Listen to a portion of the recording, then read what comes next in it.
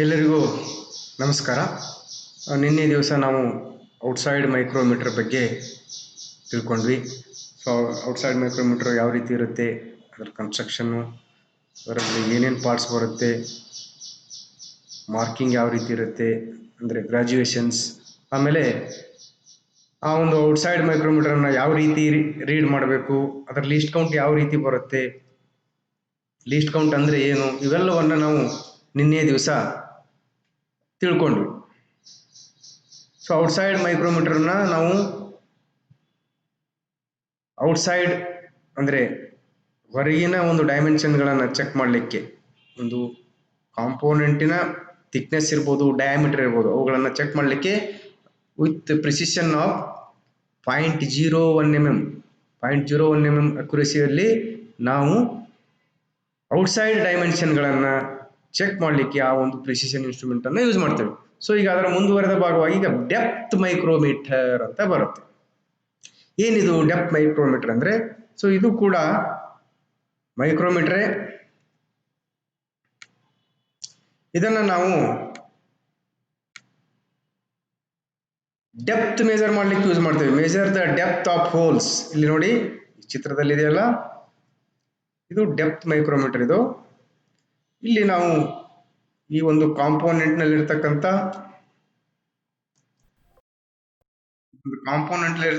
ಹೋಲಿನ depth ಅನ್ನ check ಮಾಡಲಿಕ್ಕೆ, ಆ ಹೋಲಿನ ಆಳ ಎಷ್ಟಿದೆ ಅನ್ನೋದನ್ನ ಪ್ರಿಸಿಷನ್ ಆಗಿ ಚೆಕ್ ಮಾಡಲಿಕ್ಕೆ, ಅಕ್ಯುರೇಟ್ ಆಗಿ ಚೆಕ್ ಮಾಡಲಿಕ್ಕೆ ನಾವು ಈ ಒಂದು ಡೆಪ್ತ್ ಮೈಕ್ರೋಮೀಟರ್ ಅನ್ನು ಯೂಸ್ ಮಾಡ್ತಾ ಇದ್ದೇವೆ. ನಂತರ ಅದಕ್ಕೆ ಯೂಸ್ ಆಗುತ್ತೆ ಅಂದ್ರೆ ಹೈಟ್ ಆಫ್ ದಿ ಶೋಲ್ಡರ್ಸ್. ನೋಡಿ ಇಲ್ಲಿ ಸ್ಟೆಪ್ಸ್ ಇದಾವೆ ನೋಡಿ, ಇದೊಂದು ಜಾಬ್ ಅನ್ನು ಮಾಡಿದ್ದಾರೆ ಟ್ವಿಟರ್ ಶಾಪ್ ಅಲ್ಲಿ. ಸೊ ಇದು ಸ್ಟೆಪ್ ಇದೆ ನೋಡಿ, ಈ ಸ್ಟೆಪ್ಪಿನ ಹೈಟ್ ಎಷ್ಟಿದೆ ಅನ್ನೋದನ್ನ ಚೆಕ್ ಮಾಡಲಿಕ್ಕೆ ನಾವು ಈ ಒಂದು ಡೆಪ್ತ್ ಮೈಕ್ರೋಮೀಟರ್ ಅನ್ನ ಯೂಸ್ ಮಾಡ್ತೇವೆ. ಇದು ಡಿಜಿಟಲ್ ಟೈಪ್, ಇಲ್ಲಿ ತೋರಿಸಿರೋದು ಡಿಜಿಟಲ್ ಟೈಪ್. ನೆಕ್ಸ್ಟ್ ನೋಡಿ ಡೆಪ್ತ್ ಆಫ್ ಗ್ರೂವ್ಸ್. ಗ್ರೂವಿನ ಡೆಪ್ತ್ ಗಳನ್ನ ಚೆಕ್ ಮಾಡ್ಲಿಕ್ಕೆ ಯೂಸ್ ಮಾಡ್ತೀವಿ.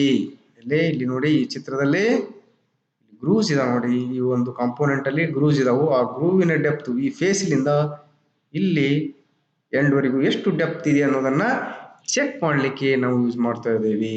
So these are the uses of depth micrometre.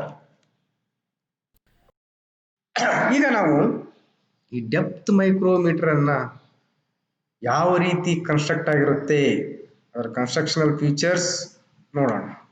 ನೋಡಿ ಈ ಚಿತ್ರದಲ್ಲಿ ಇದೆಯಲ್ಲ, ಇದು ಡೆಪ್ತ್ ಮೈಕ್ರೋಮೀಟರ್. ಇದರಲ್ಲಿ ಮೊದಲನೇ ಪಾರ್ಟ್ ಸ್ಟಾಕ್ ಅಂತ ಬರುತ್ತೆ, ಆಮೇಲೆ ಇಲ್ಲೊಂದು ಲಾಕ್ ಬರುತ್ತೆ. ಆಸ್ ಯೂಶುವಲ್ ಮೈಕ್ರೋಮೀಟರ್ ಅಲ್ಲಿ ಯಾವ ರೀತಿ ಬರುತ್ತೆ ಆ ರೀತಿ ಇಲ್ಲೊಂದು ಸ್ಲೀವ್ ಬರುತ್ತೆ. ಅದಾದ ನಂತರ ಮೈಕ್ರೋಮೀಟರ್ ಅಲ್ಲಿ ಯಾವ ರೀತಿ ಬರುತ್ತೆ ಅದೇ ರೀತಿ ಇಲ್ಲೊಂದು ಬ್ಯಾರಲ್ ಬರುತ್ತೆ. ಆಮೇಲೆ ಇಲ್ಲಿ ಒಂದು ಕ್ಯಾಪ್ ಬರುತ್ತೆ, ಅಥವಾ ರ್ಯಾಚೆಟ್ ಅನ್ನು ಫಿಕ್ಸ್ ಮಾಡಿರ್ತಾರೆ. ಇಲ್ಲಿ ನೋಡಿ, ಇಲ್ಲಿದೆ ನೋಡಿ, ಮಿಟುಟೈ ಕಂಪನಿಯ ಒಂದು ಡೆಪ್ತ್ ಮೈಕ್ರೋಮೀಟರ್. ಇದರಲ್ಲಿ ಇದು ಸ್ಟಾಕು, ಇದು ಸ್ಲೀವು, ಇದು ತಿಂಬಲ್ಲು, ಮೇಲೆ ರ್ಯಾಚೆಟ್ ಅಥವಾ ಕ್ಯಾಪ್ ಬರುತ್ತೆ. ಆಮೇಲೆ ಇಲ್ಲಿ ಕೆಳಗೆ ಇದೇನದಲ್ಲ ಎಕ್ಸ್ಟೆನ್ಷನ್ ರಾಡ್ ಬರುತ್ತೆ.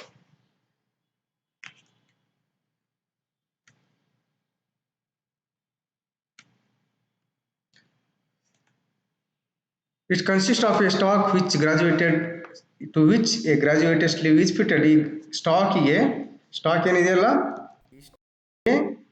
ಸ್ಲೀವ್ ಕೂಡ ಮೈಕ್ರೋಮೀಟರ್ ಯಾವ ರೀತಿ ಗ್ರಾಜುಯೇಷನ್ ಇರುತ್ತಲ್ಲ 0 to 25, ಆ ರೀತಿನೇ ಇದರಲ್ಲಿ ಕೂಡ ಗ್ರಾಜುಯೇಷನ್ ಇರುತ್ತೆ, ಆದರೆ ರಿವರ್ಸ್ ಅಲ್ಲಿ ಇರುತ್ತೆ. ಇದರಲ್ಲಿ ಕೂಡ ಗ್ರಾಜುಯೇಷನ್ ರಿವರ್ಸ್ ಅಲ್ಲಿ ಇರುತ್ತೆ. ಅದು ಮುಂದೆ ಸ್ಲೀವ್ ಬಗ್ಗೆ ಹೇಳುವಾಗ ಹೇಳ್ತೀನಿ. ನೆಕ್ಸ್ಟ್ ನೋಡ್ರಿ, the other end of the sleeve is threaded with 0.5 mm pitch V thread. ಇಲ್ಲಿ ಸ್ಲೀವಿನ ಒಂದೆರಡು ಸ್ಟಾಕ್ ಒಳಗಡೆ ಫಿಟ್ ಆಗಿರುತ್ತೆ. ಸ್ಟಾಕ್ ಇರುತ್ತಲ್ಲ, ಸ್ಟಾಕ್ ಅಲ್ಲಿ ಒಂದು ಹೋಲ್ ಇರುತ್ತೆ, ಆ ಹೋಲ್ ಒಳಗಡೆ ಫಿಟ್ ಆಗಿರುತ್ತೆ. ಆಮೇಲೆ ಇನ್ನೊಂದು ಎಂಡ್ ಏನೇನಿದೆಯಲ್ಲ, ಮೇಲ್ ಬರ್ತಾ ಇಲ್ಲಿ ಇನ್ನೊಂದು ಎಂಡು, ಆ ಎಂಡಲ್ಲಿ ವಿ ಥ್ರೆಡಿಂಗ್ ಇರುತ್ತೆ. ಯಾವ ರೀತಿ ಇರುತ್ತೆ ಅಂದ್ರೆ, ಇಲ್ಲಿ ನೋಡಿ, ಇದು ಸ್ಟಾಕು, ಇದೇನಿದೆಲ್ಲ ಇದು ಸ್ಲೀವ್. ಈ ಸ್ಟಾಕ್ ಒಳಗಡೆ ಒಂದು ಗ್ರೂವ್ ಇರುತ್ತೆ. ಆ ಗ್ರೂ ಒಳಗಡೆ ಈ ಸ್ಲೀವ್ ಕೂತಿರುತ್ತೆ. ಈ ಸ್ಲೀವ್ ಒಂದ್ ಎಂಡು ಸ್ಟಾಕ್ ಅಲ್ಲಿ ಕೂತಿದ್ರೆ ಇನ್ನೊಂದ್ ಎಂಡಲ್ಲಿ ಥ್ರೆಡಿಂಗ್ ಇರುತ್ತೆ. ಎಷ್ಟಿರುತ್ತೆ ಇದು ಪಿಚ್ಚು? ಒಂದು ಥ್ರೆಡ್ ಇಂದ ಇನ್ನೊಂದು ಥ್ರೆಡ್ಗೆ 0.5 mm ಇರುತ್ತೆ. ಆಮೇಲೆ ಈ ಸ್ಟಾಕ್ ಮೇಲೆ ಈ ರೀತಿ ಗ್ರಾಜುಯೇಷನ್ ಮಾಡಿರ್ತಾರೆ. 1 mm ಮತ್ತೆ ಕೆಳಗಡೆ 0.5, 1 mm ಅದರ ಅರ್ಧಕ್ಕೆ ಮಧ್ಯದಲ್ಲಿ ಮತ್ತೆ ಮಾರ್ಕ್ ಇರುತ್ತೆ. 0.5 ಅನ್ನು ಸೂಚನೆ ಮಾಡುತ್ತೆ. ಇದರಲ್ಲಿ ರಿವರ್ಸ್ ಅಲ್ಲಿ ಇರುತ್ತೆ ನೋಡಿ. ಮೈಕ್ರೋಮೀಟರ್ ಅಲ್ಲಿ ಏನಿತ್ತು ಸ್ಟಾರ್ಟಿಂಗ್ ಅಲ್ಲಿ 0, ಆಮೇಲೆ 5, 10, 15 ಈ ತರ ಇತ್ತು. ಇದರಲ್ಲಿ ಈ ಕಡೆಯಿಂದ 0 ಬರುತ್ತೆ, ಇಲ್ಲಿ ಲಾಸ್ಟ್ ಅಲ್ಲಿ 25 ಇರುತ್ತೆ. ಯಾಕಂತ ಮುಂದೆ ನಿಮಗೆ ಅರ್ಥ ಆಗುತ್ತೆ.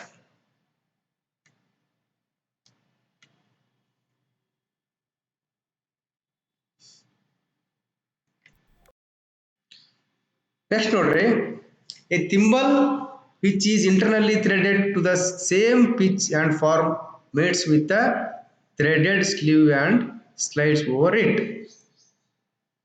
ಈ ಸ್ಲೀವ್ ಏನಿದೆಯಲ್ಲ, ಈ ಸ್ಲೀವ್ ಏನಿದೆಯಲ್ಲ ಇದ್ರ ಮೇಲ್ಗಡೆ ಇಲ್ಲಿ ನೋಡಿ,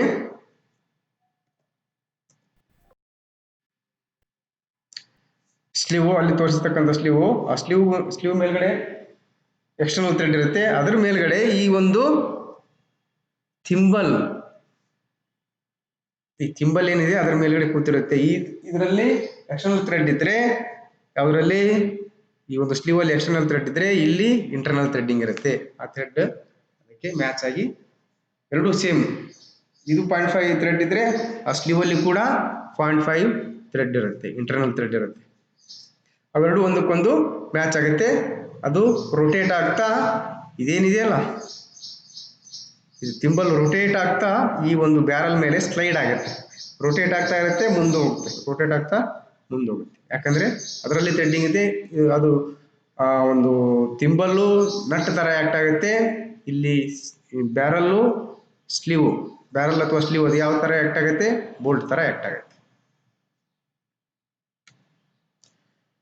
The other end of the thimble has an external step machined and threaded to accommodate a thimble cap. ನೋಡಿ, ಈ ಚಿತ್ರದಲ್ಲಿ ಇದು ಥಿಂಬಲ್ಲಿನ ಮೇಲ್ಗಡೆ ಬರತಕ್ಕಂಥ ಎಂಡು. ಇಲ್ಲೊಂದು ಸ್ಟೆಪ್ ಇದೆ, ಆಮೇಲೆ ಆ ಸ್ಟೆಪ್ ಮೇಲ್ಗಡೆ ಒಂದು ಥ್ರೆಡ್ಡಿಂಗ್ ಇದೆ. ಇಲ್ಲಿ ಒಳಗಡೆ ಒಂದು ಹೋಲ್ ಬರುತ್ತೆ. ಇದು ಥ್ರೆಡ್ಡಿಂಗ್ ಇದೆ, ಒಳಗಡೆ ಒಂದು ಹೋಲ್ ಬರುತ್ತೆ. ಈ ಥ್ರೆಡ್ ಮೇಲೆ ಈ ಕ್ಯಾಪ್ ಏನು ಬರುತ್ತಲ್ಲ, ಈ ಕ್ಯಾಪ್ ಅನ್ನ ಅಕಾಮಡೇಟ್ ಮಾಡಲಿಕ್ಕೆ ಈ ಕ್ಯಾಪು ಈ ಥ್ರೆಡ್ ಅಲ್ಲಿ ಮ್ಯಾಚ್ ಆಗುತ್ತೆ. ಈ ಕ್ಯಾಪ್ ಅಲ್ಲಿ ಕೂಡ ಥ್ರೆಡ್ ಇರುತ್ತೆ. ಅದನ್ನ ಸ್ಕ್ರೂ ಮಾಡಿ ಟೈಟ್ ಮಾಡೋದು. ಇಲ್ಲಿ ನೋಡಿ, ಇಲ್ಲಿ ಒಳಗಡೆ ಒಂದು ಹೋಲ್ ಇರುತ್ತೆ. ಇಲ್ಲಿ ಹೋಲ್ ಯಾಕಿರುತ್ತೆ ಅಂದ್ರೆ, ಈ ಎಕ್ಸ್ಟೆನ್ಷನ್ ರಾಡ್ ಬರುತ್ತಲ್ಲ, ರಾಡ್ ಇಲ್ಲಿ ನೋಡ್ರಿ, ಇಲ್ಲಿ ರಾಡ್ ಬಂದಿದೆಯಲ್ಲ, ಈ ರಾಡ್ ಏನಿದೆಯಲ್ಲ ಈ ಒಂದು ಥಿಂಬಲ್ ಮೇಲ್ಗಡೆಯಿಂದ ಹಾಸಿ ಒಳಗಡೆಯಿಂದ ಬರುತ್ತೆ.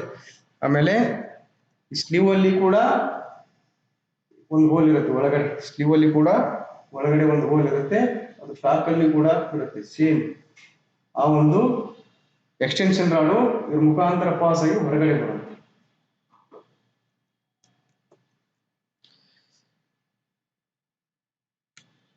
ನೆಕ್ಸ್ಟ್ ನೋಡ್ರಿ, ಇವು ಎಕ್ಸ್ಟೆನ್ಷನ್ ರಾಡ್ಗಳು ಮೇಲ್ಗಡೆ ಕಾಣ್ತಾ ಇದಾವಲ್ಲ, ರಾಡ್ಗಳು.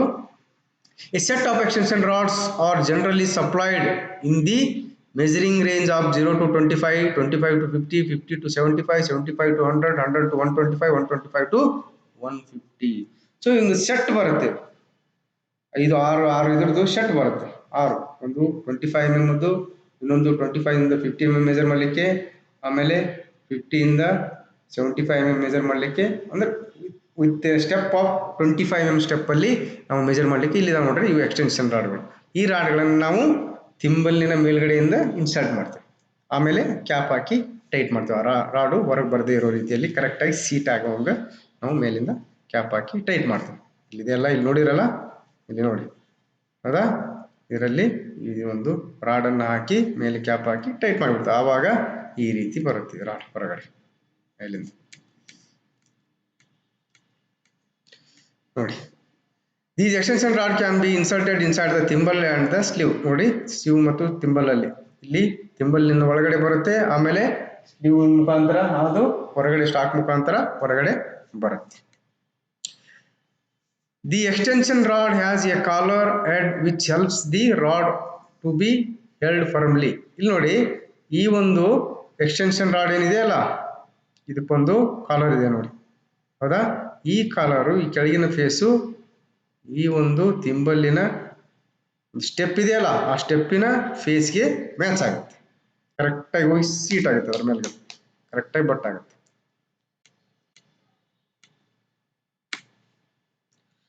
The measuring faces of the stock and the rod are hardened, tempered and ground. ಇಲ್ಲಿ ಒಂದು ಸ್ಟಾಕ್ ಬರುತ್ತೆ, ಇದು ಸ್ಟಾಕು, ಆಮೇಲೆ ಸ್ಟಾಕ್ ಅಲ್ಲಿ ಫೇಸ್ ಇರುತ್ತೆ, ಆಮೇಲೆ ರಾಡ್ ಅಲ್ಲಿ ಒಂದು ಫೇಸ್ ಇರುತ್ತೆ. ಈ ರಾಡ್ ಫೇಸು, ಆಮೇಲೆ ಈ ಸ್ಟಾಕ್ ಫೇಸ್, ಸ್ಟಾಕಿನ ಫೇಸು ಮತ್ತೆ ರಾಡಿನ ಫೇಸು ಎರಡೂ ಕೂಡ ಕ್ಲೀನ್ ಆಗಿ ಈ ಸ್ಟಾಕ್ ಮುಖಾಂತರ ಇಲ್ಲಿ ಹೊರಗೆ ಏನ್ ಬಂದಿರುತ್ತೆ, ರಾಡ್ ಬಂದಿರುತ್ತೆ.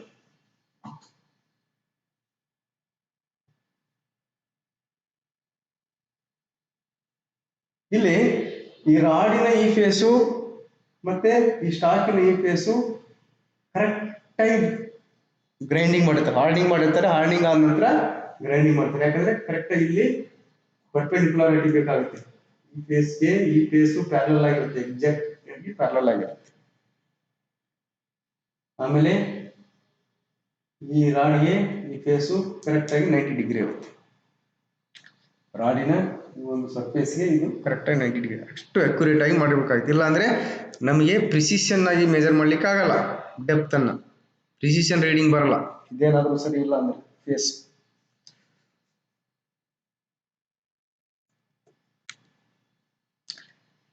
ನೆಕ್ಸ್ಟ್ ನೋಡಿ, the measuring face of the stock is machine perfectly flat. ಇದು ಕೂಡ ಪರ್ಫೆಕ್ಟ್ ಆಗಿ ಫ್ಲಾಟ್ ಆಗಿ ಮಷಿನ್ ಆಗಿರುತ್ತೆ. ಇಲ್ಲೇನಿದೆಯಲ್ಲ, ಇಲ್ಲಿ ನೋಡಿ, ಇನ್ನೊಂದು ತೋರಿಸ್ತೀನಿ ನೋಡು, ಇದು ಸ್ಟಾಕು, ಈ ಸ್ಟಾಕಿನ ಕೆಳಗಿನ ಫೇಸು ಕೂಡ ಪರ್ಫೆಕ್ಟ್ ಆಗಿ ಮಷಿನಿಂಗ್ ಆಗಿರುತ್ತೆ. ಇಲ್ಲಿ ಗ್ರಾಜುಯೇಷನ್ಸ್ ಯಾವ ರೀತಿ ಇರುತ್ತೆ ನೋಡೋಣ. ಇಲ್ಲಿ ಮೈಕ್ರೋಮೀಟರ್ಗೂ ಮತ್ತು ಇದರಲ್ಲಿ ಸ್ವಲ್ಪ ಡಿಫರೆನ್ಸ್ ಬರುತ್ತೆ. ಗ್ರಾಜುಯೇಷನ್ ಏನು ಡಿಫರೆನ್ಸ್ ಬರುತ್ತೆ?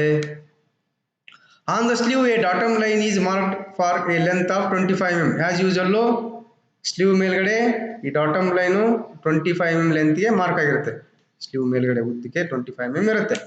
Next, this is divided into 25 equal parts of 1 mm each. So ಇದನ್ನ, ಈ ಡಾಟಮ್ ಲೈನ್ ಅನ್ನ ನಾವು 1 mm ನ 25 ಭಾಗಗಳಾಗಿ ಮಾಡಿರ್ತೇವೆ. 1 mm ಇರುತ್ತೆ ಡಾಟಮ್ ಲೈನು.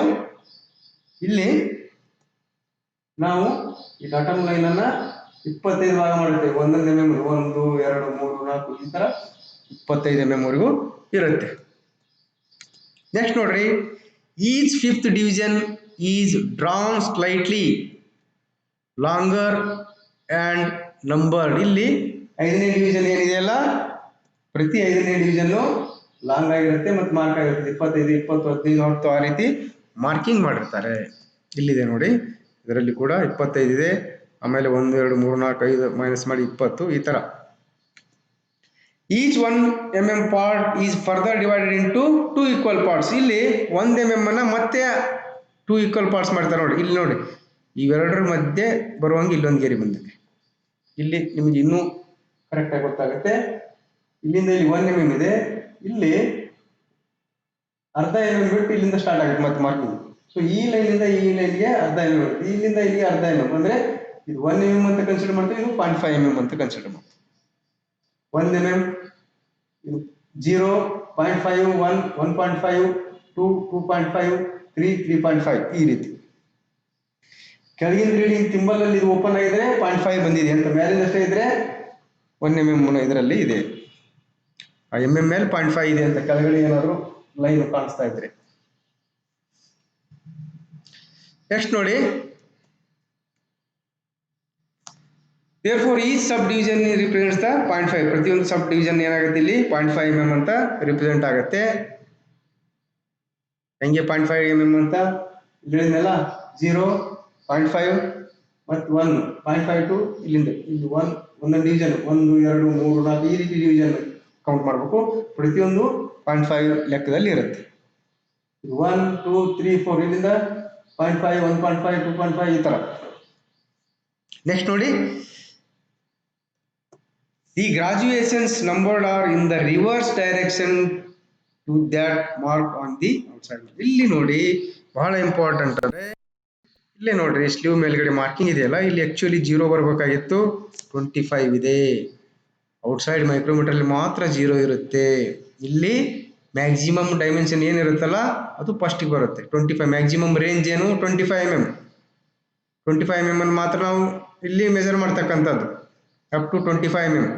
ಇಲ್ಲಿ ನಾವು ರಾಡ್ ಚೇಂಜ್ ಮಾಡಿಬಿಟ್ಟು 50 mm 100 150 ಆ ಥರ ಮಾಡ್ತೀವಿ. ರಾಡಿನ ಲೆಂತ್ ಹೆಚ್ಚು ಕಡಿಮೆ ಮಾಡ್ಬಿಟ್ಟು ಇಲ್ಲಿ ನೋಡಿ ಮೆಜರಿಂಗ್ ರೇಂಜ್ 25 mm ರೇಂಜ್ ಇರುತ್ತೆ. ಇಲ್ಲಿ ನೋಡಿ ಈ ಸ್ಲೀವ್ ಕ್ಲೋಸ್ ಆದಾಗ ಇದು ಏನಿದೆ ತಿಂಬಲ್ ಏನಿದೆಯಲ್ಲ ಕ್ಲೋಸ್ ಆಯ್ತು, ಇಲ್ಲಿವರೆಗೂ ಕ್ಲೋಸ್ ಆದಾಗ ಈ ರಾಡ್ ಏನಿದೆಯಲ್ಲ ಹೊರಗಡೆ 25 mm ಹೊರಗಡೆ ಇರುತ್ತೆ.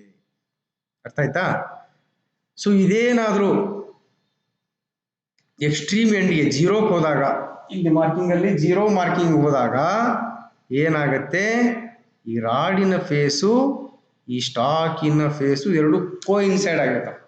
0 ಲೈನ್ 0 0 ಇರ್ತಾವೆ. ಅವಾಗ ಅದು 0 ತೋರಿಸುತ್ತೆ. ಮತ್ತೆ ನಾವು ತಿಂಬಲ್ ರೊಟೇಟ್ ಮಾಡಿದಾಗ ತಿಂಬಲ್ ಹೆಂಗೆ ನಾವು ರೊಟೇಟ್ ಮಾಡ್ತೇವಲ್ಲ ಹಂಗೆ ರಾಡ್ ಮುಂದೆ ಬರ್ತಾ ಬರುತ್ತೆ. ಆಮೇಲೆ 0ದಿಂದ 1 2 3 4 5 6 7 ಹೀಗೆ 25 ವರೆಗೂ ಕೌಂಟ್ ಆಗ್ತಾ ಬರುತ್ತೆ. ಇದು ಈ ರೀತಿ. The 0 graduation of the sleeve is on the top and the 25 mm graduation is near the stock. ಅದನ್ನ ಹೇಳಿದೆ ಈಗ. 25 mm ಸ್ಟಾಕ್ ಹತ್ರ ಇರುತ್ತೆ, ಆಮೇಲೆ 0ದು ಮೇಲ್ಗಡೆ ಸ್ಟಾರ್ಟಿಂಗ್ ಇರುತ್ತೆ. ನೆಕ್ಸ್ಟ್ ನೋಡ್ರಿ ತಿಂಬಲ್ ಮೇಲೆ ಯಾವ ರೀತಿ. The bevel edge of the thimble is graduated into 50 equal parts. ಇದರಲ್ಲಿ ಕೂಡ ತಿಂಬಲ್ ಅನ್ನ 50 ಭಾಗಗಳನ್ನಾಗಿ ಮಾಡಿರ್ತೇವೆ ನಾವು. Each 5th division is marked longer and numbered as 5 10 15. ಇಲ್ಲಿ ಕೂಡ ಇಲ್ಲಿ 50 ಭಾಗ ಇರುತ್ತೆ. ಒಂದೊಂದು ಭಾಗನು ನಾವು ಏನ್ ಮಾಡ್ತೀವಿ, 5 ಭಾಗ ಆದ ನಂತರ 5ನೇ ಭಾಗನ ಉದ್ದಗೆರೆ ಎಳಿತೀವಿ, ಅದ್ರ ಮೇಲೆ 5 10 15 ಅಂತ ಮಾಡ್ತೀವಿ. ಇದು ಕೂಡ ಇಲ್ಲಿ the thimble numbering also reverse direction. Micrometer ಅಲ್ಲಿ ಏನ್ ಮಾಡ್ತಿದ್ವಿ, ಇಲ್ಲಿ ಬರ್ಲಿ, ಇಲ್ಲಿ ನೋಡಿ ಸ್ವಲ್ಪ ಲಕ್ಷ್ಯ ಕೊಡಿ. ತಿಂಬಲ್ ಮೇಲ್ಗಡೆ ಮೈಕ್ರೋಮೀಟರ್ ಅಲ್ಲಿ ಇಲ್ಲಿ ಫಸ್ಟ್ 0 ಇತ್ತಂದ್ರೆ ಇಲ್ಲಿ 5 ಇರ್ತಿತ್ತು, ನೆಕ್ಸ್ಟ್ 10 ಈ ತರ ಬರ್ತಿತ್ತು. ಇಲ್ಲಿ ನೋಡಿ ಆಮೇಲೆ ಇಲ್ಲಿ 45, ಆಮೇಲೆ ಇದು 50 ಆರ್ 0 ಬರ್ತಿತ್ತು. ಈಗ ರಿವರ್ಸ್ ಇದೆ ಇದರಲ್ಲಿ ಫಸ್ಟ್ಗೆ ಇಲ್ಲಿ 0ದಿಂದ ಇಲ್ಲಿ 45 ಉಲ್ಟಾ ಇದೆ, 45 40 ಹಿಂಗ ಉಲ್ಟಾ. ಇಲ್ಲಿ ಕೂಡ ಯಾವ ರೀತಿ ನಾವು ಇಲ್ಲಿ ಎಲ್ಲಿ ಬ್ಯಾರಲ್ ಮೇಲ್ಗಡೆ ಯಾವ ರೀತಿ ನಾವು ರಿವರ್ಸ್ ಅಲ್ಲಿ ಮಾರ್ಕಿಂಗ್ ಮಾಡಿದೆವು, ಇಲ್ಲಿ ಕೂಡ ರಿವರ್ಸ್ ಅಲ್ಲಿ ಮಾರ್ಕಿಂಗ್ ಮಾಡಬೇಕು. ಯಾಕಂದ್ರೆ ಮೇಲಿಂದ ಕೆಳಗೆ ಬರುತ್ತೆ ರೀಡಿಂಗು. ತಿಂಬಲ್ ಅನ್ನ ನಾವು ರೊಟೇಟ್ ಮೇಲಿಂದ ಇದೇನದಲ್ಲ ಸ್ಪಿಂಡಲ್ಲು ಹೊರಗಿನಿಂದ ಒಳಗಡೆಯಿಂದ ಹೊರಗಡೆ ಬಂದಾಗ ರೀಡಿಂಗ್ ಜಾಸ್ತಿ ಆಗುತ್ತೆ. ಅದಕ್ಕೆ ನಾವೇನ್ ಮಾಡ್ತೀವಿ, ಇಲ್ಲಿ ಕೂಡ ರಿವರ್ಸ್ ಡೈರೆಕ್ಷನ್ ಅಲ್ಲಿ ಇಲ್ಲಿ ನೋಡಿ ಈ ತಿಂಬಲ್ ಅನ್ನ ನಾವು ಕ್ಲಾಕ್ ವೈಸ್ ರೊಟೇಟ್ ಮಾಡಿದಾಗ ಇಲ್ಲಿ 1 ಡಿವಿಷನ್ ಮೂವ್ಮೆಂಟ್ ಆದ್ರೆ ಇಲ್ಲಿ 0.01 mm ರಾಡ್ ಹೊರಗೆ ಬರುತ್ತೆ. 5 ಡಿವಿಷನ್ ಮೂವ್ಮೆಂಟ್ ಆದ್ರೆ ಇಲ್ಲಿ ಸ್ಟಾಕ್ಲಿಂದ ಎಷ್ಟು ಹೊರಗೆ ಬರುತ್ತೆ, 0.05 mm ಹೊರಗೆ ಬರುತ್ತೆ. ಅರ್ಥ ಆಯ್ತು? ಅದಕ್ಕೆ ನಾವೇನ್ ಮಾಡ್ತೀವಿ, ಇಲ್ಲೂ ಕೂಡ ರಿವರ್ಸ್ ಡೈರೆಕ್ಷನ್ ಅಲ್ಲಿ ಮಾರ್ಕಿಂಗ್ ಮಾಡಿರ್ತಾರೆ. ಲೀಸ್ಟ್ ಕೌಂಟ್ ಕೂಡ as usual. The advancement of the extension rod for 1 full rotation of the thimble is 1 pitch in which the point. ಇಲ್ಲಿ ನೋಡಿ 0.5 mm ಇರುತ್ತೆ. ಒಂದ್ಸಲ ನಾವು ಥಿಂಬಲ್ ಅನ್ನ ರೋಟೇಟ್ ಮಾಡಿದ್ವಿ ಅಂದ್ರೆ ಒಂದು 360 ಡಿಗ್ರಿ ಅಂದ್ರೆ ಒಂದು ಫುಲ್ ರೋಟೇಷನ್ ಮಾಡಿದಾಗ ಇಲ್ಲಿ ಬ್ಯಾರಲ್ ಏನು ಥಿಂಬಲ್ ಏನಿದೆಯಲ್ಲ ಎಷ್ಟು ಮುಂದೆ ಹೋಗುತ್ತೆ, 0.5 mm ಹೋಗುತ್ತೆ. ಥಿಂಬಲ್ 0.5 mm ಆದಾಗ ಈ ಏನು ಇದು ರಾಡು ಕೂಡ, ಯಾಕಂದ್ರೆ ರಾಡು ಥಿಂಬಲ್ಗೆ ಅಟ್ಯಾಚ್ ಆಗಿರೋದ್ರಿಂದ ಇದು ಕೂಡ 0.5 mm ಮುಂದೆ ಬರುತ್ತೆ ಒಂದು full ರೋಟೇಷನ್. Therefore, the advancement of the extension rod for 1 division movement of the thimble will be equal to the 0.5 divided by 50 equal to. ಇಲ್ಲಿ ನಾವು ಏನ್ ಮಾಡ್ತೀವಿ, ಥಿಂಬಲ್ ಮೇಲ್ಗಡೆ ಥಿಂಬಲ್ ಏನಿದೆ ಅಲ್ಲ ಇದ್ರ ಮೇಲ್ಗಡೆ ಎಷ್ಟು ಡಿವಿಷನ್ ಮಾಡಿರ್ತೀವಿ ನಿಮ್ಗೆ ಗೊತ್ತಿರಂಗೆ 50 ಭಾಗ ಮಾಡಿರ್ತೀವಿ. ಅಂದ್ರೆ 0.5 mm ಅನ್ನ 50 ಭಾಗವಾಗಿ ಕನ್ವರ್ಟ್ ಮಾಡ್ತೇವೆ. ಸೊ ಹಾಗಾದ್ರೆ ಒಂದು ಭಾಗದ ಮೊತ್ತ ಎಷ್ಟು ಬರುತ್ತೆ, ಒಂದು ಭಾಗದ ವ್ಯಾಲ್ಯೂ 0.01 mm ಬರುತ್ತೆ. ಇದು ಲೀಸ್ಟ್ ಕೌಂಟ್. ಈ ಒಂದು 0.5 ಪಿಚ್ ಅನ್ನ ನಾವು 50 ಭಾಗ ಡಿವೈಡ್ ಮಾಡ್ತೇವೆ. 0.5 mm ಅನ್ನ 50 ಭಾಗ ಡಿವೈಡ್ ಮಾಡಿದಾಗ ಒಂದೊಂದು ಭಾಗನೂ ಕೂಡ ಒಂದೊಂದು ಡಿವಿಷನ್ ಕೂಡ 0.01 mm ಇರುತ್ತೆ. ಸೊ ನಾವು ಈ ಒಂದು 0.01 ಸ್ಟೆಪ್ ಅಲ್ಲಿ ನಾವು ಮೆಜರ್ಮೆಂಟ್ ಅನ್ನ ಮಾಡಬಹುದು. ಇಷ್ಟೊಂದು ಅಕ್ಯುರೇಟ್ ಆಗಿ ಮೆಜರ್ಮೆಂಟ್ ಅನ್ನ ಮಾಡಬಹುದು. ಸೊ ಎಷ್ಟು 25 ಎಕ್ಸಾಂಪಲ್ 25.01 ಇದ್ರೆ ಅದನ್ನು ಮೆಜರ್ ಮಾಡಬಹುದು. 25.02 ಇದ್ರು ಮಾಡಬಹುದು. 25.03 ಇಷ್ಟೊಂದು ಅಕ್ಯುರೇಟ್ ಇವೆಲ್ಲ ರೀಡಿಂಗ್ ಅನ್ನ ಪಡಿಬಹುದು ನಾವು ಈ ಒಂದು ಡೆಪ್ತ್ ಮೈಕ್ರೋಮೀಟರ್ ಮುಖಾಂತರ. This will be the smallest measurement that can be taken by this instrument, and so this is the accuracy of the measurement of this instrument. So ಅತಿ ಕಡಿಮೆ ವ್ಯಾಲ್ಯೂ ಏನಿದೆ ಅದನ್ನೇ ಅಕ್ಯುರೇಸಿ ಅಂತ ಹೇಳ್ತೀವಿ. ಲೀಸ್ಟ್ ಕೌಂಟ್ ಇಲ್ಲಿ 0.01, ಇಲ್ಲಿ 0.01 step ಅಲ್ಲಿ ನಾವು ಇದೇನು ತಗೋಬಹುದು, ರೀಡಿಂಗ್ ಅನ್ನ ತಗೋಬಹುದು, ಮೆಜರ್ಮೆಂಟ್ ಅನ್ನ ಮಾಡಬಹುದು. ಇದು ಲೀಸ್ಟ್ ಕೌಂಟ್. ಈ ಲೀಸ್ಟ್ ಕೌಂಟ್ ಬಗ್ಗೆ ಡೀಟೇಲ್ ಆಗಿ ಮೈಕ್ರೋಮೀಟರ್ ಬಗ್ಗೆ, ಔಟ್ಸೈಡ್ ಮೈಕ್ರೋಮೀಟರ್ ಬಗ್ಗೆ ಹೇಳುವಾಗ ಡೀಟೇಲ್ ಆಗಿ ಹೇಳಿದೆ. ಆದ್ರೂ ಕೂಡ ಇದೇನಿರುತ್ತೆ 0.5 ಪಿಚ್ ಇರುತ್ತೆ ಡಿವೈಡ್ ಬೈ 50, ಯಾಕಂದ್ರೆ ಥಿಂಬಲ್ ಮೇಲೆ 50 ಡಿವಿಷನ್ ಮಾಡಿರ್ತದೆ. ಇದೇ ಲೀಸ್ಟ್ ಕೌಂಟ್ ಬರುತ್ತೆ. ಸೊ ಇಲ್ಲಿಗೆ ಈ ಒಂದು ಡೆಪ್ತ್ ಮೈಕ್ರೋಮೀಟರ್ ಬಗ್ಗೆ ಮುಗಿತು. ಇದರಲ್ಲಿ ನಾವೇನೇನು ತಿಳ್ಕೊಂಡ್ವಿ, ಡೆಪ್ತ್ ಮೈಕ್ರೋಮೀಟರ್ ಅಂದ್ರೆ ಏನು, ಎದಕ್ಕೆ ಯೂಸ್ ಮಾಡ್ತಾರೆ, ಅದರಲ್ಲಿ ಬರ್ತಕ್ಕಂಥ ಪಾರ್ಟ್ಸ್, ಏನೇನು ಪಾರ್ಟ್ಸ್ ಬರುತ್ತೆ, ಸ್ಟಾಕ್ ಬರುತ್ತೆ, ಬ್ಯಾರಲ್ ಬರುತ್ತೆ, ಥಿಂಬಲ್ ಬರುತ್ತೆ, ಆಮೇಲೆ ಮೇಲ್ಗಡೆ ಕ್ಯಾಪ್ ಬರುತ್ತೆ, ಆಮೇಲೆ ಎಕ್ಸ್ಟೆನ್ಷನ್ಸ್ ರಾಡ್ಗಳು ಬರ್ತಾವು, ಅವು ಆ ಒಂದು ಸೆಟ್ಟೇ ಬರುತ್ತೆ. ಒಂದು ಡೆಪ್ತ್ ಮೈಕ್ರೋಮೀಟರ್ ಕೇಳಿದರೆ ಅದರಲ್ಲಿ ಒಂದು 6 ರಾಡು ಪ್ಲಸ್ ಇದು ಇನ್ಸ್ಟ್ರೂಮೆಂಟ್ ಎರಡು ಸೇರಿ ಬರುತ್ತೆ.